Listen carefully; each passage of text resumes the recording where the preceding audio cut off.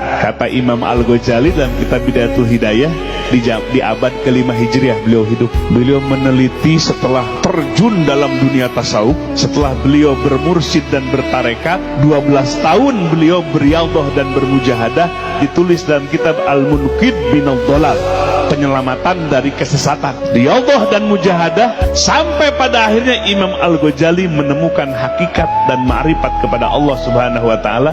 Kemudian dia menelusuri penyakit-penyakit kolbu. Penyakit kolbu dipelajari, didapatkan, sehingga ketika itu Imam Al-Ghazali menyimpulkan ulama yang ada pada zamannya itu terbagi dalam 2 kelompok. Yang pertama namanya ulama dunia. Apa ulama dunia itu? Kolbunya hanya pingin dunia, yuridu al-ajilata dalam Al-Quran, irodahnya, kehendaknya hanya dunia saja. Itulah ulama dunia. Walaupun yang diucapkan, walaupun yang diajarkan tentang agama, tapi melihat kolbunya hanya pingin dunia. Itu namanya ulama dunia, yang lebih jahat daripada Dajjal. Kalau Dajjal kafir jelas, tapi kalau ulama dunia ini penampilannya seperti ulama, tetapi hatinya busuk, ngajarin wirid hanya untuk dunia saja.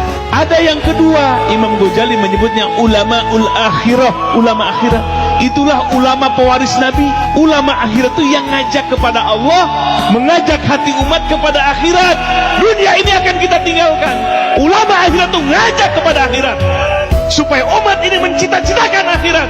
Dunia akan kita tinggalkan. Ulama akhirat itulah yang disebut dengan pewaris Nabi Sallallahu Alaihi Wasallam. Itulah para mursyid yang mengajak umat kepada Allah dan hari akhirat, membangkitkan hati umat kepada Allah dan hari akhirat, sehingga cita-cita umat ini ingin kepada Allah dan hari akhirat. Yarjullah wal yaumal akhir, cita-citanya kepada Allah dan hari akhirat.